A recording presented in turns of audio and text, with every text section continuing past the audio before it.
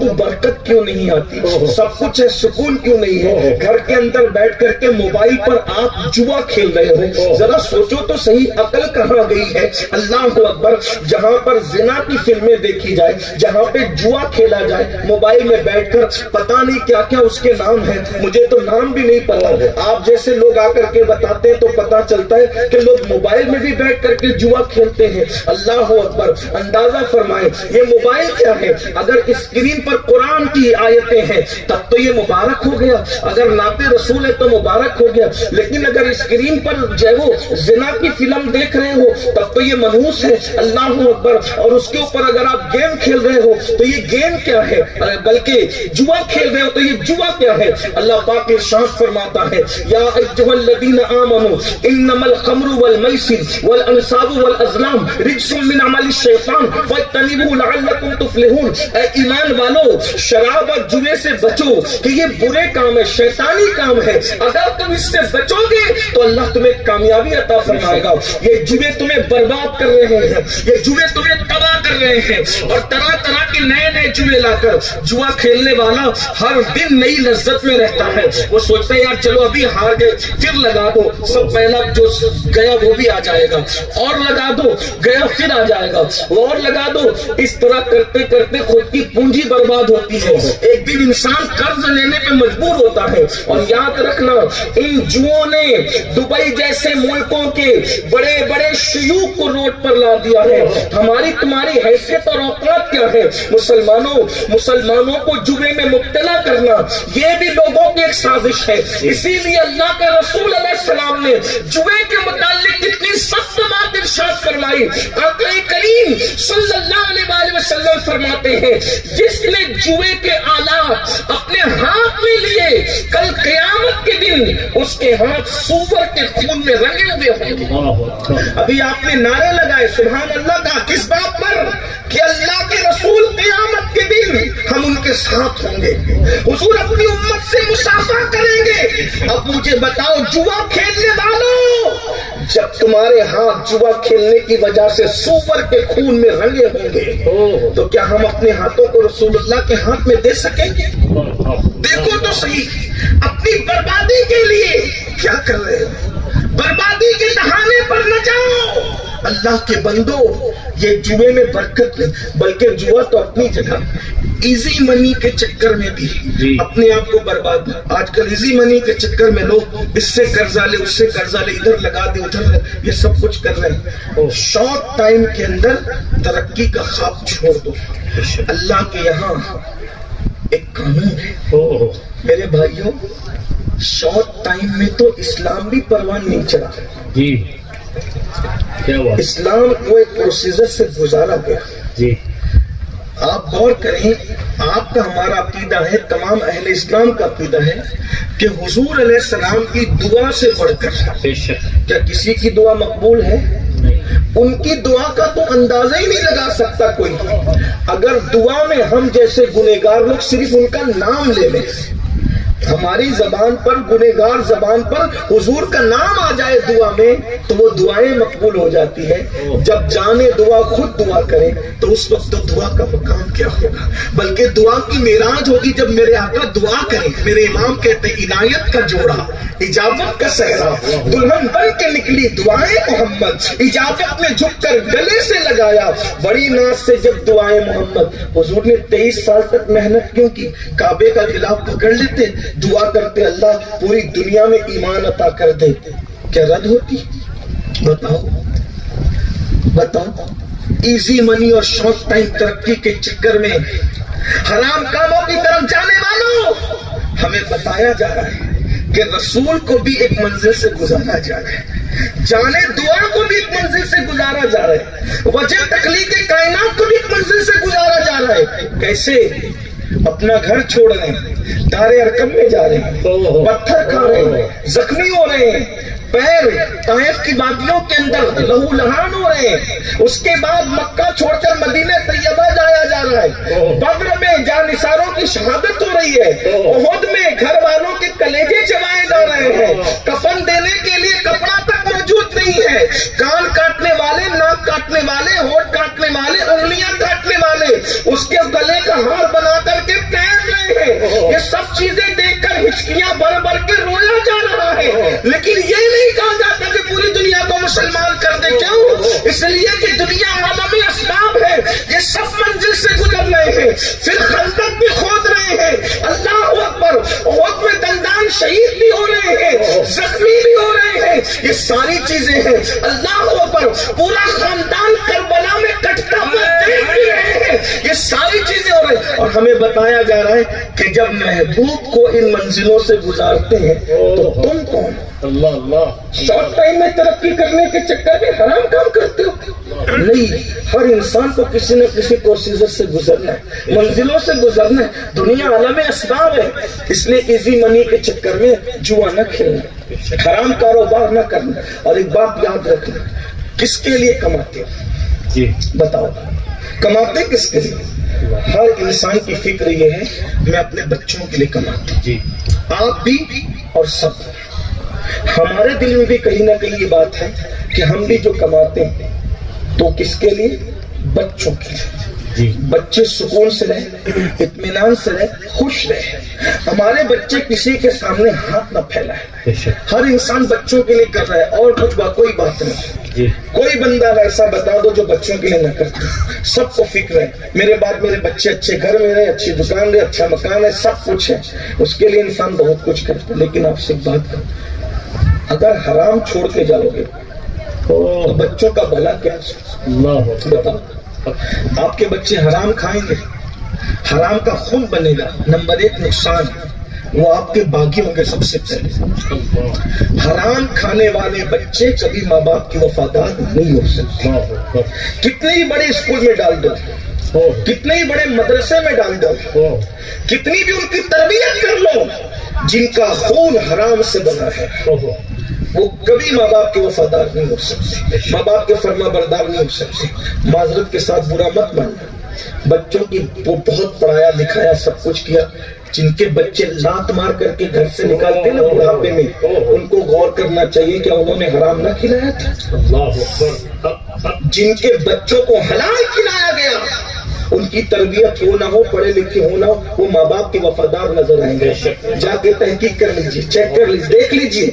आपके बच्चे जितनी बड़ी बड़ी स्कूलों में पढ़ते हैं, उलमा के बच्चे उतनी बड़ी स्कूलों में नहीं पढ़ते, लेकिन उलमा के बच्चे आपको जितने मुअद्दब नजर आएंगे वो औरों के बच्चे नहीं। वजह क्या है? कहीं ना कहीं हराम की शमूलियत है। मैं ये नहीं कह रहा सब हराम करने लगे, ये नहीं। जहाँ हराम होगा वहाँ वफादारी नहीं होगी, जहाँ हराम होगा।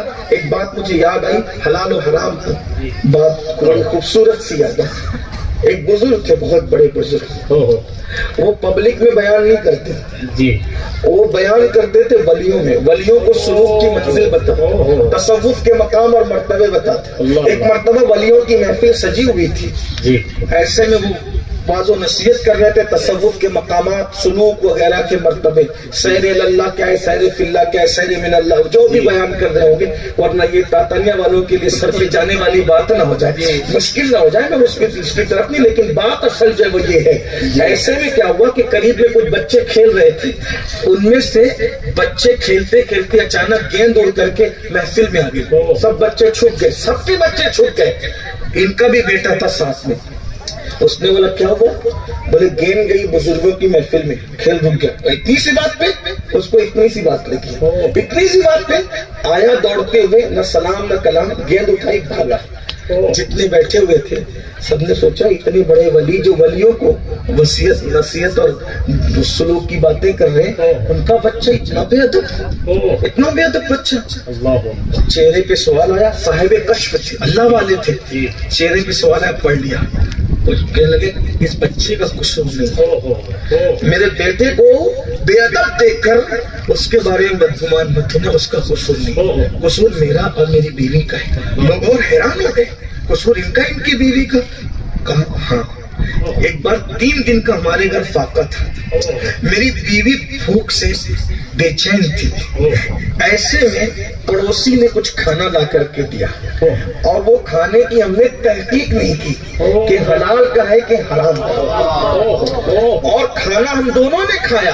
और जब पेट में खाना गया तो मेरे दिल में ख्याल आया कि बीवी से मुलाकात करूं, वजीफा ज़ौजियत अदा करूं। उसी रात ये बच्चा अपनी माँ के पेट में आया। बेतहकीक खाने की नहूसत है ہے کہ ہمارے گھر میں یہ بے ادب پیدا ہوا ہے. جو کھانا بے تحقیق کھا لو اس میں بچے بے ادب پیدا ہوتے ہیں. تو جو جوا کھیل کر کے اولاد کو کھلائے, بیوی کو کھلائے, بچوں کو کھلائے, پھر ان کی اولاد کیا ہوگی اندازہ کریں. آپ کہتے ہیں وہ بگڑ گیا, زانی ہو گیا, شرابی ہو گیا, یہ ہو گیا, وہ ہو گیا. میرے بھائی تو نے کھلایا کیا؟ تجھے پتا ہے اللہ اکبر, سلطان ابراہیم نور بخشی کے گھر میں جب بچہ ماں کے پیٹ میں آیا تو سلطان نور بخشی نے اپنی بہن کو کہا, بہن میری بیوی پر جو ہے تم پیرا رکھنا, خبردار حرام لقمہ اس کے پیٹ میں پہنچنے نہ پائے. حرام تو حرام ہے, کوئی مشکوک ڈاؤٹ فل لقمہ بھی میری بیوی کے پیٹ میں پہنچنے نہ پائے. بہن نے کہا بھائی کیوں؟ تو کہا کہ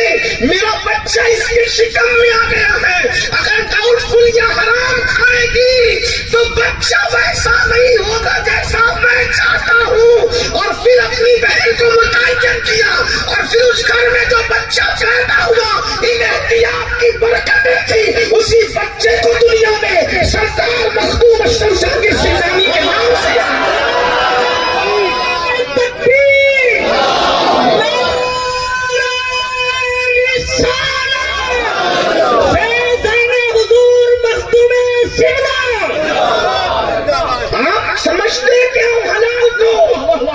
اگر اسی سے بات آ گئی ہے. ایک بات اور لاٹری کے پیسے سے بچوں کو کھلا رہے ہو, جوا کے پیسے سے کیا بکرے کا گوشت حلال دیکھتے ہو کہ حلال کیا کہ نہیں کیا؟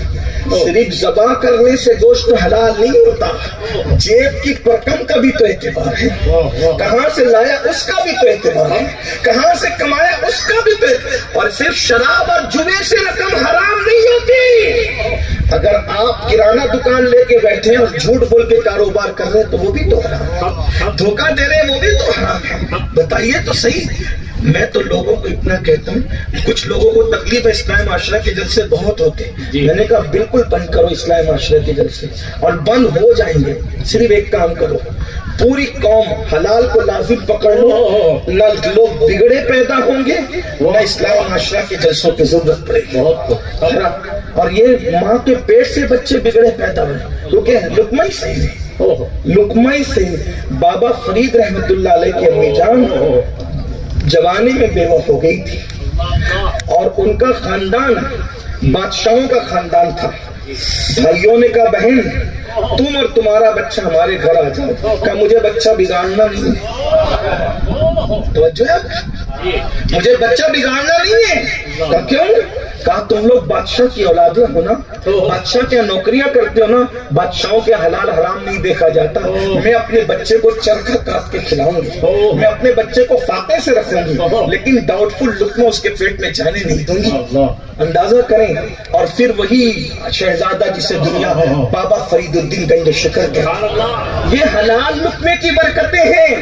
آج ہمارے بچے نمازی بھی نہیں ہیں. اگر میری جان بخشی ہو تو میں یہ بات حق کے طور پہ کہہ دوں, دیندار باپ کے یہاں بھی بچے نمازی نہیں ہیں. مذہبی طبقے کے گھروں میں بھی بچوں میں شرافت نہیں ہے اللہ ماشاءاللہ. کیوں؟ اس لیے کہ سب کا لقمہ چیک کرو. مجھے تو کبھی کبھی فکر یہ ہوتی ہے تو ہم لوگوں کو بھی پتہ نہیں کہاں کا لے کے جانے, پتہ بھی نہیں ہوتا کہ اس کا جوئے کا دھندا ہے, اس کا سود کا دھندا. ڈر لگتا ہے. اب تو یہ ڈر لگتا ہے کہ کس کے یہاں کھائیں کس کے یہاں نہ کھائیں. داڑیاں خوبصورت ہے, ٹوپیاں خوبصورت ہے, کپڑے خوبصورت ہے, باتیں ولی جیسی ہے, لیکن دھندا دیکھ لو, دیکھ. اور بڑی معذرت آپ لوگ بھی جب بلاتے تاتانے والے ایسے نہیں, لیکن ایک بات میں ایگزامپل اپنے اوپر مت لینا, بات کے طور پہ کی جاتی ہے, اس کو کسی غلط لوگ بھی بلاتے ہیں, سوچتے سب سے بڑا مالدار کا گھر کس کا ہے, وہاں روکو حضرت کو. پھر چاہے اس کا حرام کا ہو حلال کا ہو ایسا ہو, نہیں دیکھتے. بس کیا اے سی رہنی چاہیے, پنکھے رہنے چاہیے, گدے رہنے چاہیے. میں کہتا ہوں اللہ کے بندو کم از کم ہمیں تو آزمائش پہ نہ ڈالا کرو.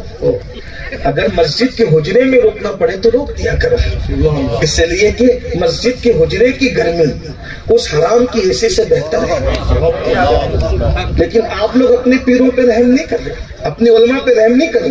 یہ جو ہم لوگ بولتے بولتے بہت سارے مقرر مر گئے, ہارٹ اٹیک آ گیا, قوم سدھرتی کیوں نہیں ہے؟ جو سامنے بیٹھے ان کے پیٹ میں دیکھو اور جو تقریر کرے ان کے پیٹ میں دیکھو. آپ کیا سمجھتے ہو حرام؟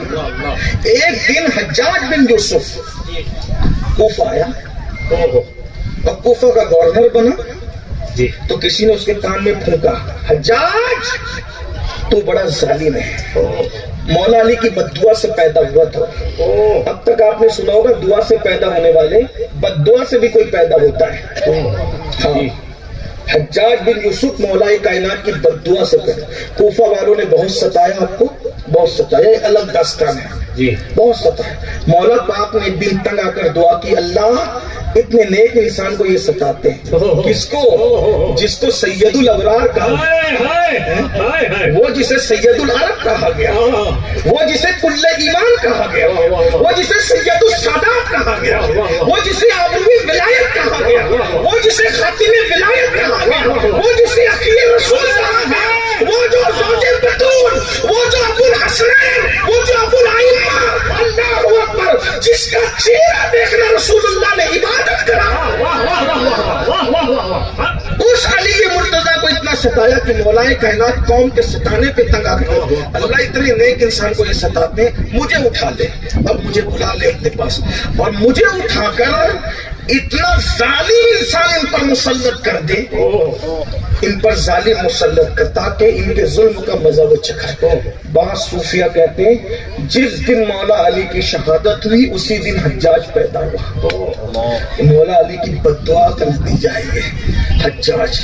اور اس نے علماء اور ائمہ, صحابہ, تابعین چھری سے ذبح کرتا تھا.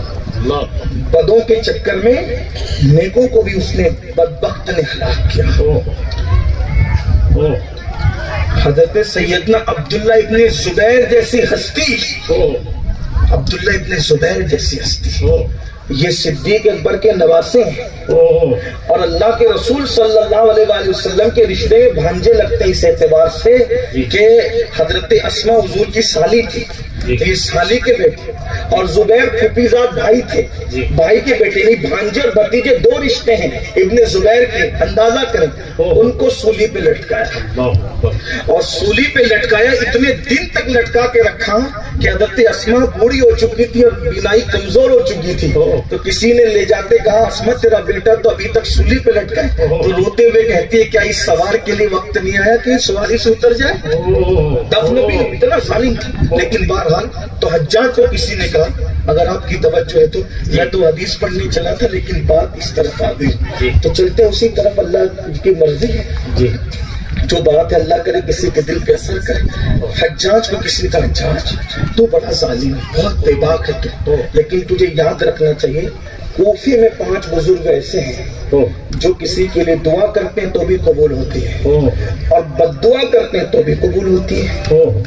دیکھ, اگر تو نے ظلم کیا نا, وہ 5 میں سے ایک نے بھی ہاتھ اٹھا دیا تو اٹھ جائے گا, تیرا معاملہ خراب ہو جائے گا. حجاج نے کہا علاج کر لوں گا اس کا بھی. حجاج نے کیا کہا, علاج کر. اس کو علامہ اسماعیل حقی نے لکھا ہے, جس کو میں اپنے الفاظ کے جامع میں پیش کروں. اس نے کہا میں علاج کر لوں گا اس کا. کہا کیا علاج کرے گا؟ کہا دیکھنے کیا علاج کرتا ہوں.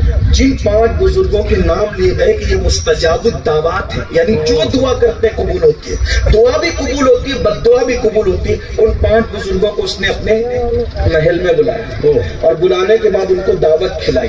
وہ دعوت کھا چکے, کھانے کے بعد جب جانے لگے تو انہوں نے کہا, حجاج ہم 5 وہ ہیں کوفہ میں جس کے لیے دعا بد دعا کر دیں سب قبول ہوتی ہے, سنبھل کے رہنا. حجاج نے کہا جاؤ یہاں سے, تم کچھ نہیں کر سکتے میرا, چلو جاؤ یہاں سے, کچھ نہیں کر سکتے. انہوں نے کہا کیوں نہیں کچھ کر سکتے؟ کہا میں نے تمہارے پیٹ میں حرام لقمہ ڈال دیا ہے, تمہارے پیٹ میں حرام لقمہ ڈال دیا, اب مجھے تم سے کوئی خوف نہیں. دنیا اس چیز کو سمجھتی ہے, مسلمانوں کو بے اثر کرو, ان کی عبادتوں کو بے اثر کرو. کیوں؟ حرام لقمہ, کچھ بھی کھا رہے ہو, کیسے بھی کھا رہے ہو, کیسے بھی کما رہے ہو, حلال پہ توجہ کس کی ہے؟ اللہ ماشاء اللہ. تو میں عرض کر رہا تھا, بابا فرید گنج شکر رحمت اللہ تعالی علیہ کی امی نے کہا میرے بیٹے کو فاقے سے رکھو, لیکن بادشاہوں والا لقمہ نہیں کھلا. اللہ اکبر. جانتے پھر کیا ہوا؟ چرخہ کاٹتی تھی, بیٹے کی پرورش کرتی تھی. کئی کئی دن بابا صاحب بھوکے رہتے تھے. بابا صاحب کہتے ہیں ایک ایک ہفتہ بھی میں بھوکا رہا. کبھی کبھی میں ایسا کرتا تھا کہ صبر مجھے آ جائے, میں کنکر اٹھا کر اپنے منہ میں ڈال لیتا تھا. کنکر منہ میں ڈال لیتا تھا تاکہ مجھے سکون مل جائے. میری بھوک کا یہ حال ہوتا تھا. فرماتے مجھے جو بھی بنایا میری ماں نے بنایا. اور کیا مرتبہ ملا. دیکھیے پیر کی نظر پڑتی ہے تو مرتبے ملتے ہیں. لیکن میر عبد الواحد بلگرانی رحمت اللہ علیہ فرماتے ہیں بابا فرید الدین گنج شکر مرید ہونے سے پہلے عرش پہ لکھا ہوا پڑھا کرتے. یہ ہم سنیوں کا عقیدہ ہے.